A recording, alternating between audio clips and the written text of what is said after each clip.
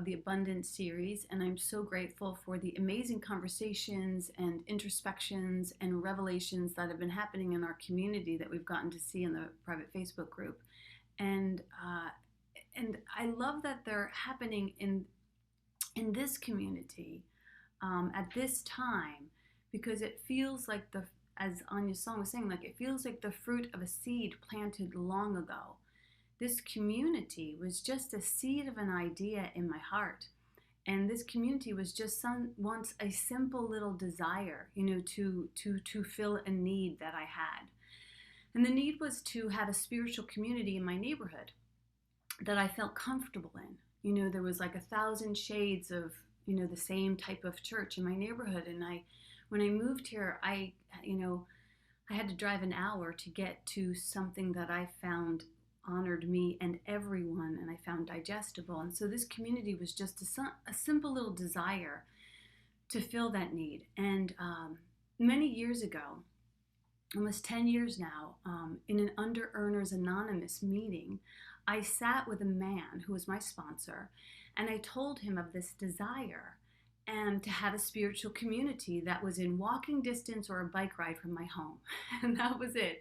And I kind of poured my heart out for this longing. And when I was done with what I felt was a foolish ramble, or, when I felt like complete with, carving clouds and exposing my tender parts to this man, he said something to me that I'll never forget. You see, I didn't actually believe that I would fulfill my desire. I thought I would stay in the wanting of it. I thought I would just want it and want it. I didn't know that it was part of a calling. I just thought that it was just something that lived on the cusp of my desire. When Marilyn Monroe spent a year and a half in the Holly Grove orphanage in Hollywood, when her parents were unable to care for her adequately for a short period of time, she would look out her window and see the Hollywood sign, and she would dream that one day she would be a star. And she was basically a forgotten orphan, so you would say, like, it's never going to happen. And yet she allowed herself to entertain these dreams and desires. And she said, I knew that Hollywood was filled with girls wishing on these same stars, but I also knew that I wanted it more than anyone else. And now, to be clear, when it came to my own desires, I wasn't sure that, that there were other girls wishing for this type of a community in the western suburbs, and I wasn't even sure that I wanted to do anything about it. I just wanted it to happen. And I didn't know that I would be a part of the leadership. I just wanted it to happen. And I didn't care if I let it. I just wanted to have it. And I just didn't want to drive to an hour with my family every Sunday, And I honestly, to tell you the truth, I also was craving a community with a feminine leader. And in all of my work in spirituality, that vantage point was so few and far between. And that's why when I met Edwin Gaines, and I talked about meeting her last week, that I was so blown away. I was just so blown away by this powerful spiritual leader. I longed for a community where love was our religion, where care was our currency, where everyone got to speak easily what was on their hearts. And I also wanted an energy of the mother. So when I shared these concepts with my sponsor in this Under Earners Anonymous meeting, I was surprised by two things that he said to me. And he said them right away. And there was another woman who was sitting there holding space. And when he said the word, she nodded in agreement and to confirm what he was saying. And what he said was, this vision is within reach and it's not big enough. And I almost fell off my chair. I was like, what the hell? Like, his voice was like this deep, nurturing, like didgeridoo filled with this gentle conviction. And he was like, I need to tell you, this is within reach and it's too small. And I was like, never in my 40 years at that point had someone said to me that type of encouragement. These statements are so far from, don't be too big for your britches. or how dare you think of yourself as a spiritual leader. Like, this statement that he said was so outside of my conscious equivalent that I actually did not trust him. I thought, he doesn't know what he's talking about. He obviously doesn't know, even though I just told him my whole picture and where I actually was. What he was saying to me simply was, you got this, and that it could be easy for you and within reach. Now, I want to remind you of that. At the time that I divulged this desire to him, I was making $1,000 a month, and I was working as a youth ministry leader. So I was like the menial of the menial of essential workers. And so, although I didn't think I knew what I was doing at the time, I did know this one thing. I knew, even though I didn't trust him and he didn't trust me, I knew that God knew what God was doing. I did know that. Because the way that I ended up under this man's nose was complete miracle. Now, 10 years later, we have this, we've grown past the desire to have a brick and mortar community. And I don't even have to walk or take a bike ride to my church because I'm here, still with my pajama bottoms on, to be completely honest with you. And we have this community that I longed for where you could take a class and teach a class. And since carrying that concept, the neighborhood has become a global community. And I don't even need to leave my house, and neither do you. And so that man in the under earners meeting, he was right. I knew that God was good. I just didn't know how good. I was limiting God with what I thought was possible for myself and for everyone. So I'm going to tell you this miraculous story of how I ended up underneath this man's nose and in an Under Earners Anonymous meeting. But first I want to just cover what we did last week. Last week we talked about humble and holiness, and I told you the story about meeting Edwin Gaines and finding and hearing my calling in her declaration when I said, I want to do what you're doing. And she said, honey, you better get started. And at that time, I shared the story last week about how I began to play with these concepts and test the law of giving and receiving. So this week we're going to cross the bridge of honesty and honoring honesty. In the 12-step program, which is, what Under Earners Anonymous is based on, there are steps that an individual takes to reclaim their lives. And we took both those steps, both the first two steps last week. In humility, we admitted that we were powerless. We tucked our chin, we bowed our heads to a higher power. And then in holiness, we came to believe that a power greater than ourselves could restore us to sanity. So those are the first two steps. And now we're at the point where we're going to make a decision. So making a decision to turn our will and our lives over to the care of God as we understand God. And why don't we turn our will and lives over to the care of God? Why is this step sometimes hard to do? We talked about it last week, that we don't always know or trust God. And so we want to learn how to surrender, our will, give over our power, the power of our lives. And we want to do this for two very important reasons. One, we actually never had power to begin with. So, that's the insanity. It's like we think we have power and God's like, oh, geez. Number two, God's plan is so much better than our plan. And you can't outgood God, and you can't outdream God, and you can't outsmart God. God is great, God is more creative, and God is more intelligent. And God is for you.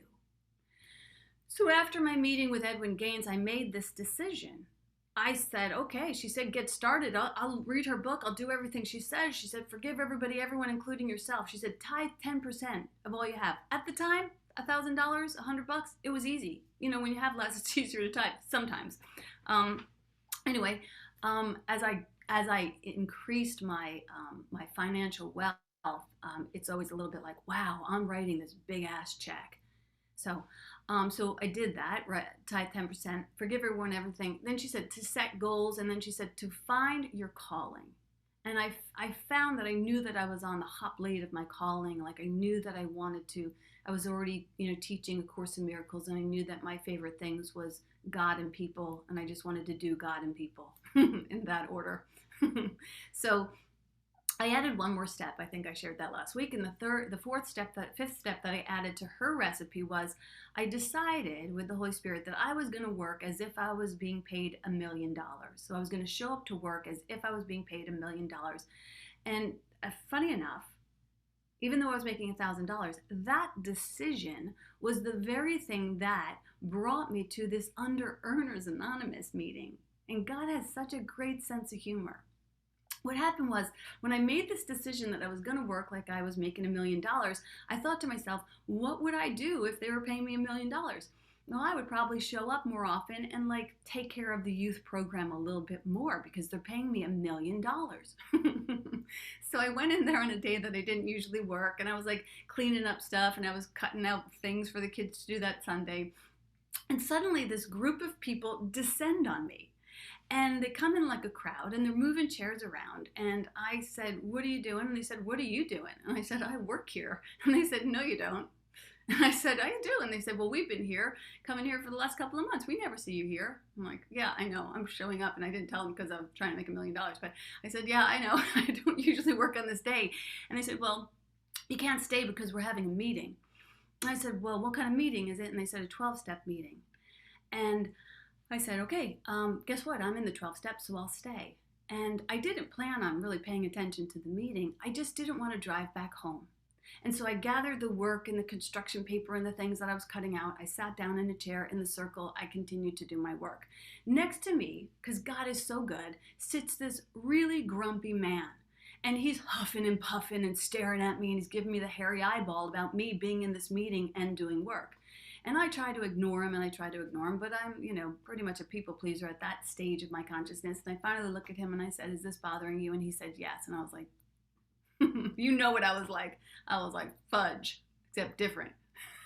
So I put everything underneath my chair, and I'm like, now I'm in this dumbass 12-step meeting. I don't want to be here. I can't believe this. Like, I totally screwed the pooch on this one.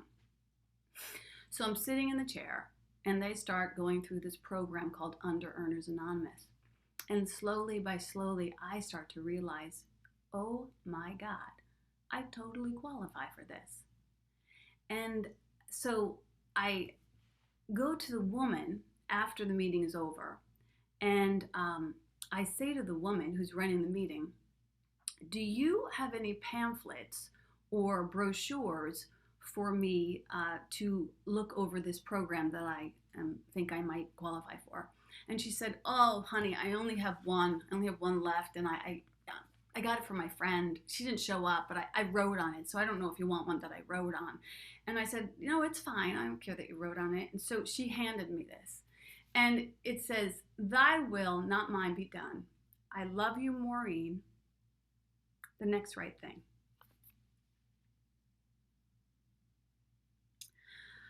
I said, what's your friend's name? She said, Maureen. I said, that's my name too. And it was like God had freaking taken a 2x4 and hit me across the head with it. I mean, when does God literally send you a freaking note with your name on it that says get on this, figure this out, heal this shit, woman, because you can't move into who you're here to be if you continue to live from an unconscious place around your financial well-being. So for me, this is actually one of the most valuable things that I've ever been given. And I keep it on my little vision board. And I began to work that program with my sponsor. And I began to do the things that he asked me to do. And I began to see shifts and changes in my life. I got a sponsor. I shared my financial picture with him. I told him I'm making $1,000. I had some shame around that. I'd come from Hollywood. It was kind of like the money gods. I still was completely unconscious about my finances in Hollywood, but I was just making a lot more. But this was the hour when the Holy Spirit was like, you're going to heal this. So I told him I was making $1,000 a month, and I shared my desires, and he held space for me. I did everything that he asked me to do. What I came to realize was, although I wanted to have a healing around my financial well-being, wanting was not going to get me there. I had to be willing to do what it took to actually follow directions, because 1 million girls can wish and want to be stars, and 1 million people can wish and want to have vibrant spiritual conversations in their neighborhood. And a million people can want and wish to have spiritual, financial well being. But we need to do more than just want and wish. We need to be willing to do what it takes to step into those desires. When I shared with him these dreams and desires, and when I started working with other people to support their dreams and desires, what I started to see happen was all of the things that I had written down on the paper with this sponsor, all the things that I had said that I wish and I want, began to manifest, sometimes quickly, sometimes slowly. But they happened in such miraculous ways. And that what I noticed was that they didn't happen to me, they happened through me. And this can also happen through you. As you continue to turn your will and your life over to the care of God, and we're going to go deeper into that this week in class, like this is through you. It's not something that's happening to you, but you also, we get to be engaged in the process of healing. So what is the truth when it comes to our abundance consciousness? To cross the bridge of honoring and honesty, we're going to have to be brave, man. We're going to have to be impeccable, and we're going to have to be willing to stay in the tougher conversations and not try and hide and not try and overwork, but just to sit in the discomfort of the truth of our current experience. It's okay. It's not going to kill you to be honest and to be radically honest. The reasons we don't want to be honest is because we kind of live and we give ourselves permission to be vague. And what happens in vagueness stays in vagueness. We fear clarity. We fear being clear. Instead, we don't get to clarity because we feel ashamed. We don't speak our truth because we're afraid that if I tell you my big dreams, that I might fail or you might laugh at me. I remember just this morning, I was thinking about this time somebody laughed at me. I had a songbowl that I brought to the kids, and I was like playing the songbowl with the kids, and I decided to start singing. It was more like chanting. Maybe it was just making noise. I don't know. It was a little bit awkward, but whatever. The other teacher started laughing at me. I totally shut down, and I gave my songbowl away. Okay, so that can happen. People could laugh at you, but like, don't let that be the thing that shuts you down. I ended up getting 10 more songbowls, as I told you, in the last couple of years, so we can open up what was once shut down. When we don't speak our truth sometimes because we don't want to make anyone else feel uncomfortable with our dreams, and that's a big one too, for us not to speak our truth. We don't speak our truth because we fear that we will now, if I speak my truth, I will become responsible for manifesting that truth. And just like me with this community, I didn't know that I knew what I was doing.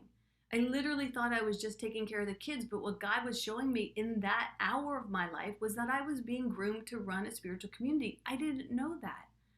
God always has a much bigger vantage point than what we think we're doing. And so sometimes we don't speak our truth because we think, oh, who am I to say that I have this dream? It's almost embarrassing for me to admit to this dream.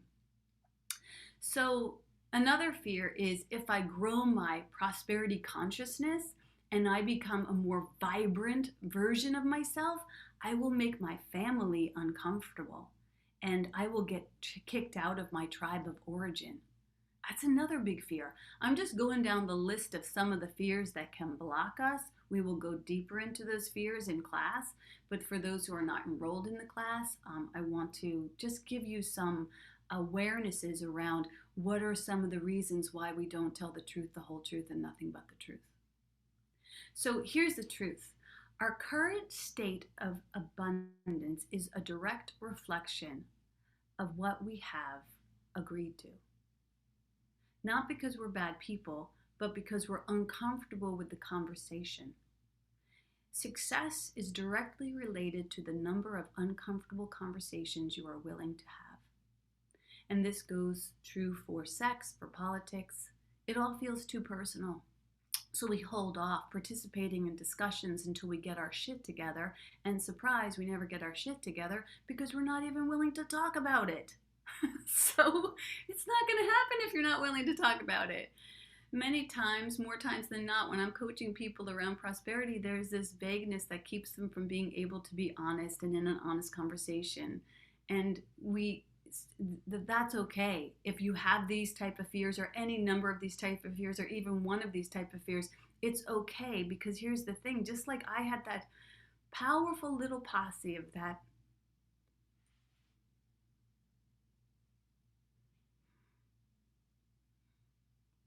amazing friend.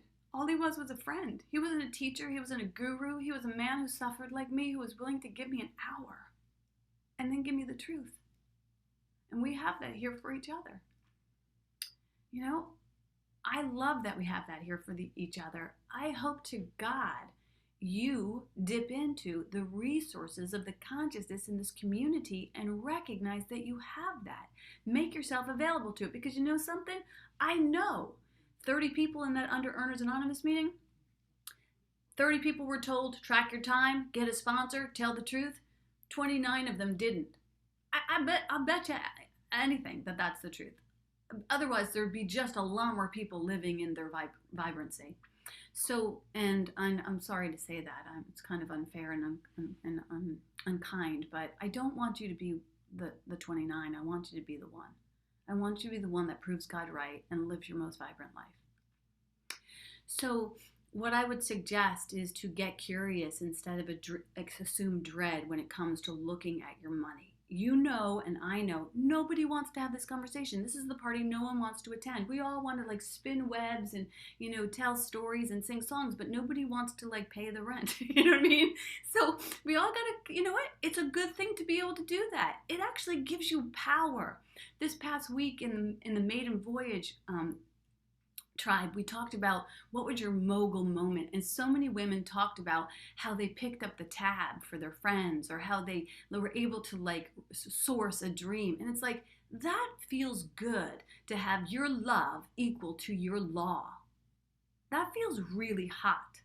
So we want to get curious. We want to not assume dread, but assume wisdom and assume power. The Holy Spirit that you walk with when you approach this conversation with the divine is so gentle. You know, when we look at things with the Holy Spirit, we can expect to see that all the monsters under the bed can be transformed into dust bunnies, and we can move past fear into joyful expectancy. Likewise, it's common for us to look at our savings and our debt and come away with a feeling of empowerment instead of a feeling of dread. I've seen this happen so many times. The reason I'm telling you about looking and talking and looking and talking is because this week in the course, we're going to ask people to literally look at their finances. I know that seems like hard and radical, but how the hell else are we going to really heal our finances if we're not interested in looking at them? We can do 1,000 meditations, sing 1,000 chants, but if we're not actually looking at the hard, cold facts, we're not doing you or us any service, and we're making monsters instead of miracles. So, what I know to be true is that you're capable of this. And what I know to be true is that you are hearing this for a reason.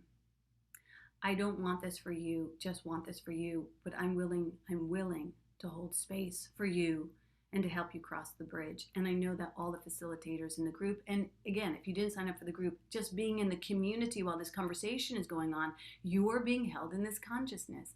We're not just willing to remind you that your greatest dreams are shadows compared to God's dreams, but we're willing to hold space for you to speak about them.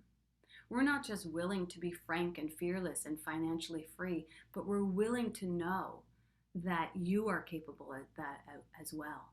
And we're willing to know that we are writing these scripts with the divine, and we're willing to know and expect miracles for you, for me, and for everyone. And we really hope, I really hope that you are willing to. And that's the word. Awesome. Thank you, Maureen. Mhm. I really felt that vulnerable place of like, okay, complete honesty. Yeah. There's no other honesty but complete honesty. Yeah. I do think there's kind of a general attitude of like, especially when it comes to money, of like, I don't talk about it. Like, I don't talk about that. Like you were saying, like with sex or politics or something, like I just keep that to myself. And I love the openness of just being in this conversation. So let's begin with you, Mia. A few years back, I had a yoga studio. I opened it with someone else, and she was great. She was all about the finance and managing um, how it all worked, and I was all about making it pretty. And we had an altar, a mandir, and one day I said to her, you know, I really want to have fresh flowers on the altar all the time, and she said, we can't afford it. We can't afford to keep putting fresh flowers on the altar. It's not in the budget. And I was just so determined. Now, I'm not saying that's a good thing or a bad thing, but I was really determined. And I thought, well, surely we can afford a fiver. And I thought, or I'll just use my own money and get flowers for the altar. And I was in early one morning and I walked down to Dunn's and I said, if I can find flowers for a fiver, then I know I'm supposed to have flowers on the altar. And I walked down and went into Dunn's and looked in at the roses, and curled up in the roses, in the shape of a rose, was a €10 note, literally in the roses. And I just picked it out and I took bought 2 bunches of roses, put them back and put them on the altar. Money in my pocket. And, you know, and it was just one of those things where, you know, I really listened and I guess I just felt there's supposed to be, I need to do this. This is important for me. Um, and I just wanted to share that story. Yeah. I love that story, Mia. I love that. I love that the divine sends us love notes and flowers. Yeah. We can Yeah. expect that. You know, that Yeah. frivolous God. It's not Yeah. when we go into the math of things, we think, oh, geez, this is going to be having a budget is going to be painful. And that's why I call a budget a currency plan. Yeah. To just follow the currency, how it's ebbing and flowing, so we don't harm ourselves, but that on the platform of honesty, frivolous gardens can grow. Like absolutely amazing and frivolous gardens can grow. We don't have a stingy God. And so I so appreciate that and your willingness to take a stand for the value of beauty. We need more of that and more than ever. Oh, I love it too. And I was thinking the love notes. Maureen, you got a love note written with your name on it. I know. And Mia, you got flowers, but it literally had notes of money in it. You know, like notes can come in all different forms. Love that. So this is the limitless nature of God. Hi, Carly. Hi, Bella, and hi, Maureen. Hi, all speakeasy, and thank you so much for this morning. I just think I've been willing to live my life in vagueness. Mm. And what I appreciate is the abundance combined with the support, because then haven't wanted to shine, but I haven't known and had the support to navigate into shining.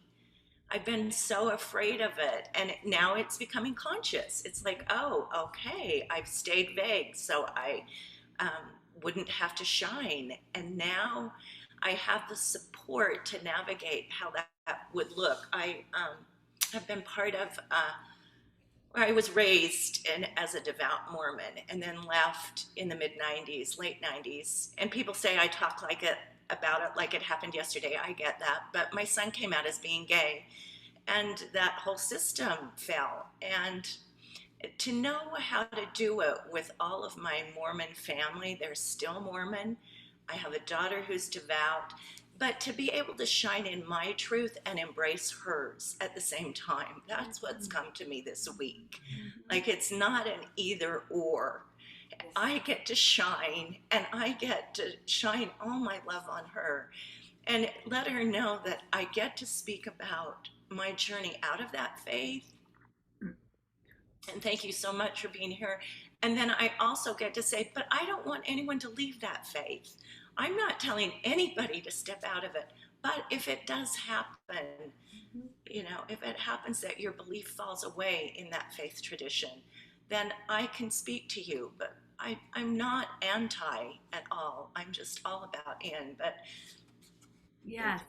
you. Yeah, that's so important. That's so important because true liberty is the ability to speak the truth and to hear the truth even if you don't like it. You know, that you can speak your truth and I don't have to like it, but it's still your truth. And that is absolute liberty. God bless you. And let's all like honor that. And I can speak my truth and you might not like it, but that doesn't mean that it's not my truth. And guess what? That's a real powerful point of abundance, because what the ego doesn't want us to know is that there's more than enough space for all of us to sit around the elephant and say, I see the trunk, I see the tail, I see the, and we're so much better together with our diverse vantage points. You know, so in the course it says we can't have a universal religion, that would be impossible, but we can have a universal experience. And that only is that possible, but it's necessary. And that universal experience is love. So I can love you even if you choose not to believe like I do. I mean, gosh, that's what God does. God's like, I love you, and you can choose to hate me, and I'm going to love you. And we're like, yeah, we'll love you. And then we, I love you and just take care of my kids. And we're like, yeah, sure, we can do that. And then we're like shoving lives in each other's backs. And God's still like, okay, that wasn't really pretty, but I still love you. So we are extensions of that unconditional love. And good for you to be brave enough to keep space for yourself. Thank you. Thank you. And thank you for this support, and that knowing that when tough and tender topics come up, I have the community that will support me in getting through that. Yeah, and I see and witness you stretching past your comfort zones, and I just want to honor you. You have created, your own communities, and now you're putting in the structure to allow those communities to support you by practicing spiritual principles, and I'm excited about witnessing that. Thank you. And thank you for the discipline too, to track your finances and track your time. Yeah. I think it really can be the greatest gift for me to come out of the vagueness. To be completely honest with you, I'm still not a great time tracker.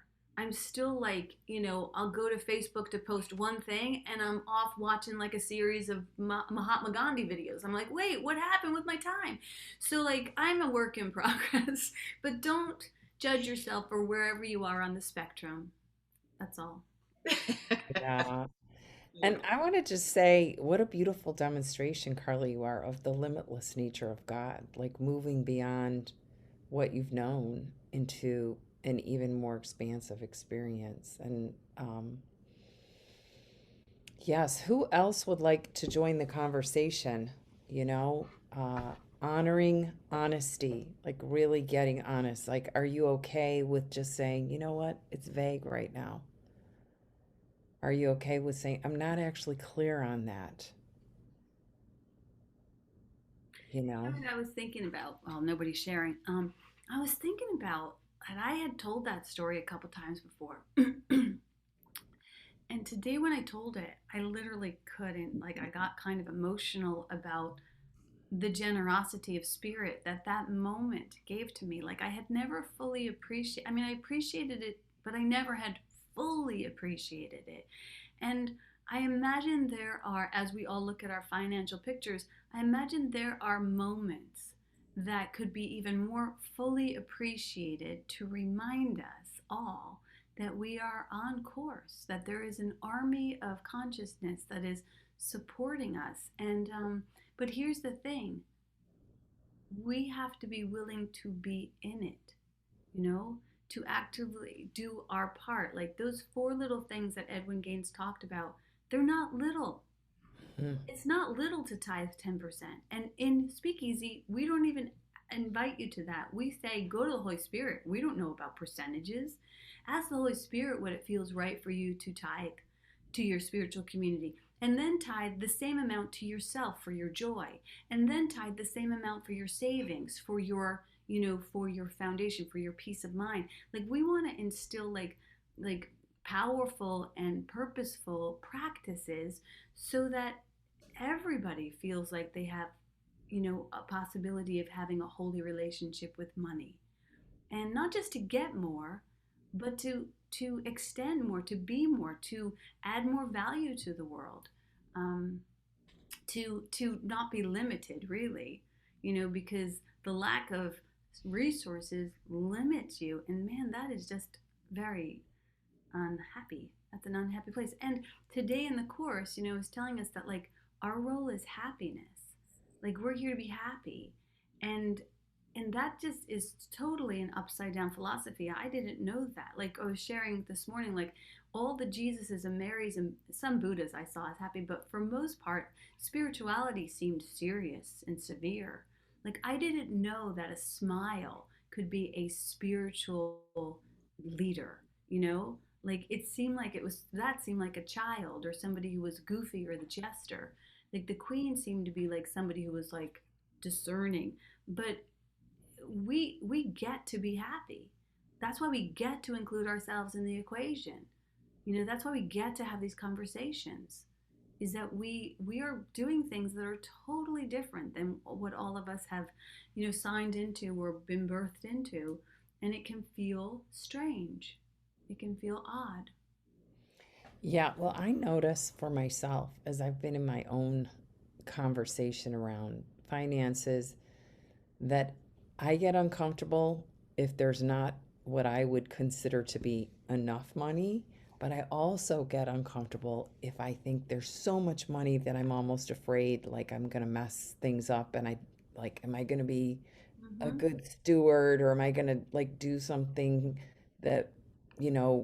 won't actually be good for my own, there's sort of a middle place where I'm comfortable getting honest about that and being like, wow, I actually get uncomfortable if Mm-hmm. there's too much, or I get uncomfortable if there's too little. Yeah. Well, here's the thing that we're going to do in class this week, just to give you guys a preview, and then I see Amber has her hand up. We're going to ask you to look at your numbers. What's in your saving? What is your debt? What is all your numbers? There's like 4 or 5 that would be prominent to look at. And then like think about somebody who loves you. Like I happen to have that sponsor who like he cared for me. Yeah. And think about sharing those numbers with them. But we actually give you a script. You say like, you pray in before you share them, and then you say, hey, this is I'm going to share you this for my spiritual and my financial well-being. And then you say, this is the number that's in my bank account. I've made up meaning about this number. This is the meaning I've made up about it. This is too much for me to handle, or this is too little and I'm ashamed. So this Exactly. is the meaning that I've made up. And then you say, but I'm holy. I'm very innocent, and I won't use this number or the meaning to harm myself. And that's the script that we have the plan for each person to take to their own, counsel or best friend or whatever. And when 2 or more are gathered, we get to clear all of that bullshit meaning and actually begin to heal. So I know it might be scary for some people, but we're here. We're for those It's people. beautiful. I love the fact of like bringing in I am holy right into wherever that discomfort is, wherever that spot is, you Yeah, know? yeah. Yeah. Hey, Amber. Amber.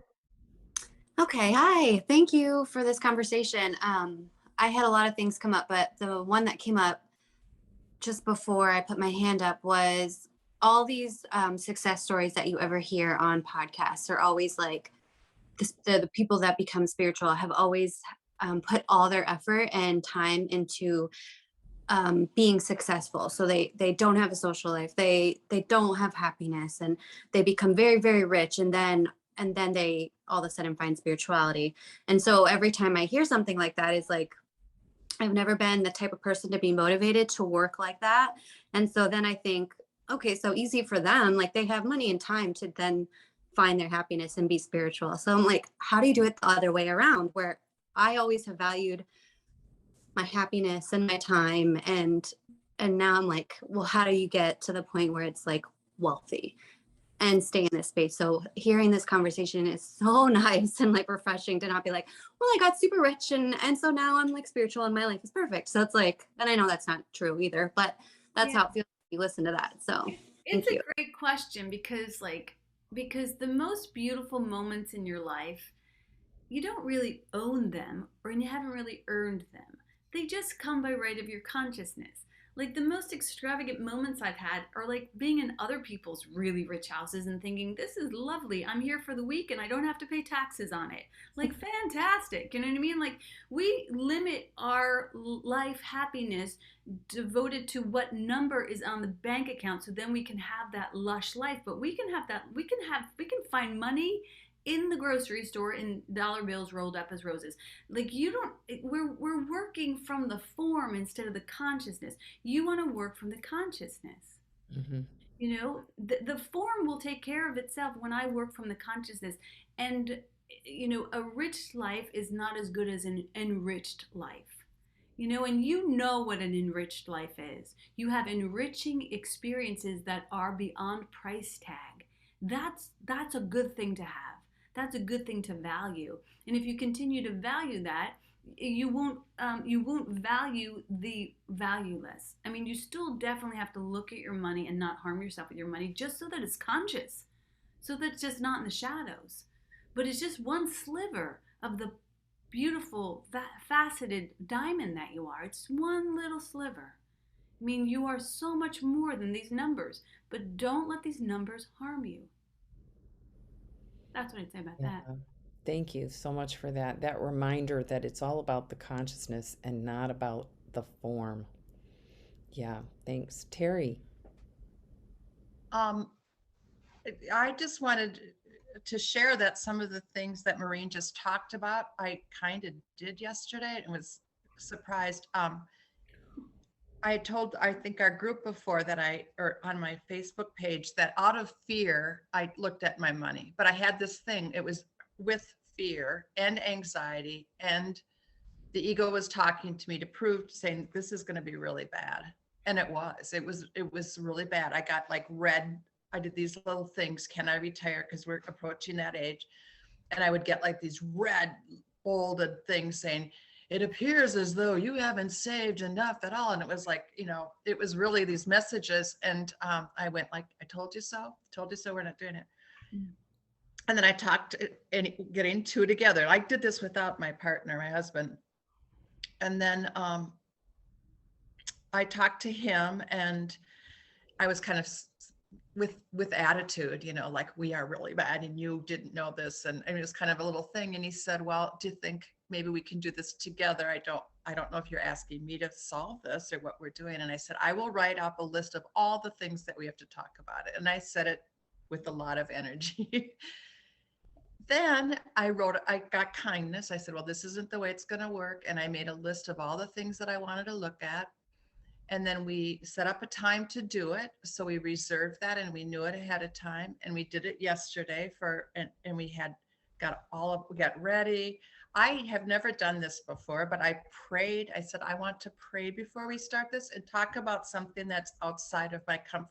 I mean, I've done it like in religious circles, but never with my husband. I mean, I just said, I want to pray. And I tried to pretend I was all of you, and you can just say these wonderful things, you know.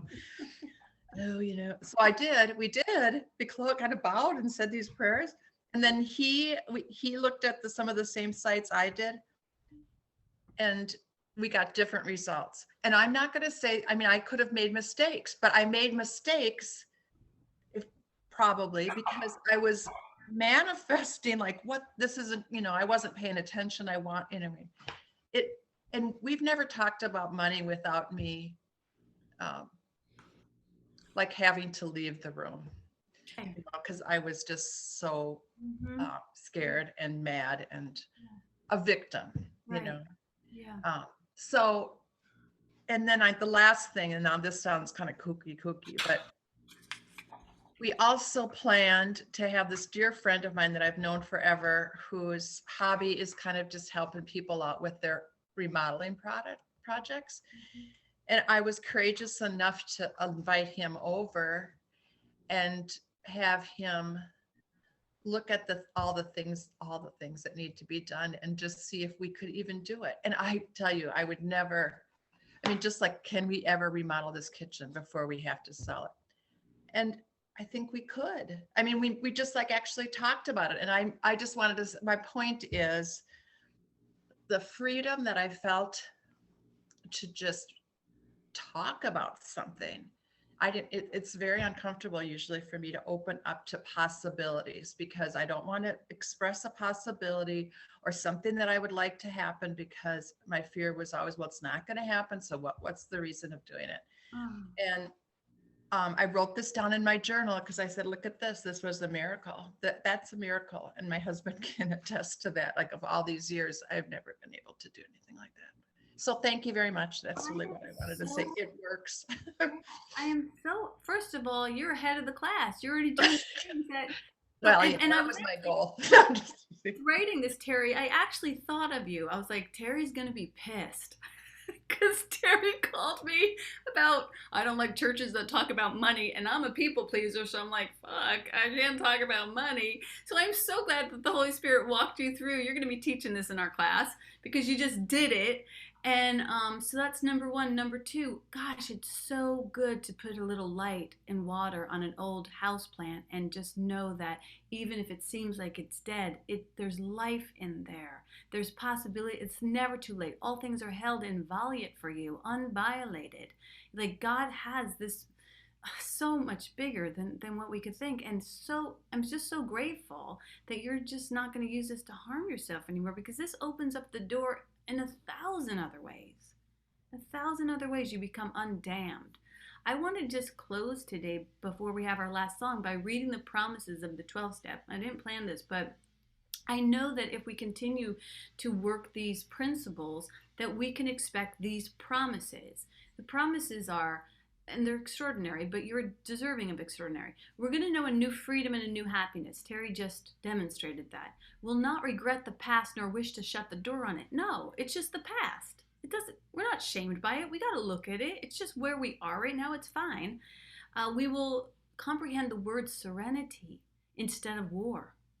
We'll know peace. No matter how far down the scale we've gone, we will see how our experience can benefit others. You're sharing that story of reluctancy and bravery and courage. It's going to just really help everybody else to go, okay, if Terry can do it, I like to say if I can do it, anybody can do it. But if Terry, who seemed to be pretty reluctant, can do it and is willing, then it just makes it more possible for all of us.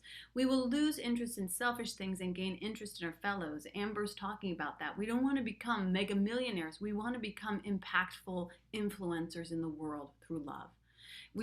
Self-seeking will slip away. This is not just about winning friends and influencing people. This is about being holy. Our whole attitude and outlook towards life will change. Fear of people and economic insecurity will leave us. You're worthy of that promise. We will intuitively know how to handle situations which used to baffle us. I don't know about you, but finances still in some ways baffle me. But I am working with a braver and more brilliant God. Thank God. And we will suddenly realize that God is doing for us what we can't do for ourselves. And that's why we have to make the decision to turn our lives over to the care of God and be willing to take the steps directed. And I'll just close with that. Thank you so much for that, Maureen. And that whole fear of economic insecurity, you could have no money and feel that, but you could also be a millionaire and still feel that. So what a gift. I turn it over to you, Anya, for your beautiful music. Thank you so much. What a beautiful conversation. That was very inspiring. And I just want to finish with a little blessing. This blessing is, as I say, an old Irish blessing, but it was sung by the incredible string band at Woodstock all those years ago. And, Mia mentioned that I practice and teach Kundalini yoga, but it was taken as a closing blessing for Kundalini yoga, and it was never really acknowledged to the incredible string band. So just in the name of truth as well, it's nice to give it that little introduction. So let's just offer this in the name of truth. I'll chant it 3 times, and then I will chant the word Sat Nam, which means truth is my name, or truth is my identity. Okay, so take a deep breath in. Oh yeah, and just to say, this is my own air that I put to it. It's just to give it a little Irish feeling to it. So May the long time sun shine upon you. Oh, love surround you, and the pure light within you guide your way on. May the long time sun shine upon you. Oh, love surround you, and the pure light within you guide your way on. May the long time sun shine upon you. Oh, love surround you, and the pure light within you guide your way on. Guide your way on.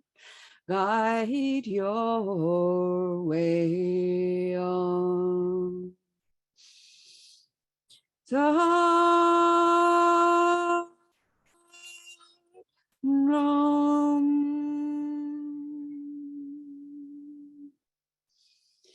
Peace to all, light to all, and love to all.